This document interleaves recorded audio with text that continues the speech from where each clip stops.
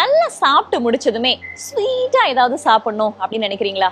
அப்ப இந்த வீடியோவை ஃபுல்லா பாருங்க. உங்களுக்கு மட்டும் இல்லங்க, நிறைய பேருக்கு இந்த பிரச்சனை இருக்கு. இதுதான் போஸ்ட் மீல் சுகர் கிரேவிங் அப்படின்னு சொல்லுவாங்க. என்னன்னா, நல்லா சாப்பிட்டு முடிச்சுட்டு வயிறு ஃபுல்லா இருந்தாலுமே சுகரா ஸ்வீட்டா ஏதாவது சாப்பிடணும் அப்படின்னு தோன்றதுதான் அதற்கான காரணமா சொல்லப்படுது. அந்த டைம்ல நம்ம என்ன பண்ணுவோம்? கேக்கு, சுகரி ட்ரிங்க், இந்த மாதிரியான விஷயங்களை நம்ம எடுத்துக்கிறதன் மூலமா நமக்கு டைஜஷன் ப்ராப்ளம் வரலாம், வெயிட் கெயின் ஆகலாம், பிளட் சுகர் லெவல் கூட ஸ்பைக் ஆகிறதுக்கான வாய்ப்புகள் இருக்கு. இதற்கு என்னதான் காரணம்?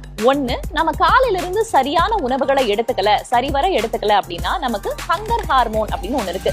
கிரெலின் அப்படின்னு அதற்கு பேரு. அந்த கிரெலினுடைய சுரப்பு அதிகமானா நமக்கு சுகர் கிரேவிங் வரலாம். ரெண்டாவது, நமக்கு அன்னைக்கு ஃபுல்லா நம்ம எடுத்துக்கிட்ட உணவுகள்ல கார்போஹைட்ரேட் ஒழுங்கா இல்ல, புரோட்டீன் ஒழுங்கா இல்ல, சரியான ஃபேட் இல்ல அப்படின்னா நமக்கு சுகர் கிரேவிங் அதிகமாவதற்கான வாய்ப்புகள் இருக்கு. மூணாவது, எப்பவுமே மைண்டும் பாடியும் கனெக்டடுங்க. நம்ம ஒரு விஷயத்த கலர்ஃபுல்லா பாக்குறோம் அப்படின்னும் போது நம்ம மைண்ட் வந்து வேணும் வேணும் அப்படின்னு கேட்கும் போதும் சுகர் கிரேவிங் நமக்கு அதிகமாவதற்கான வாய்ப்புகள் இருக்கு. இதை தவிர சரியா நம்ம தூங்கல, ஸ்ட்ரெஸ் அதிகமா இருக்கு, இது எல்லாமே சுகர் கிரேவிங்க்கு ஒரு காரணமா சொல்றாங்க மருத்துவர்கள். சரி, அதை சாப்பிடக்கூடாதுன்னு சொல்லிட்டீங்க, அப்ப என்னதாங்க சாப்பிடுறது அப்படின்ற கேள்வி தானே கேக்குறீங்க.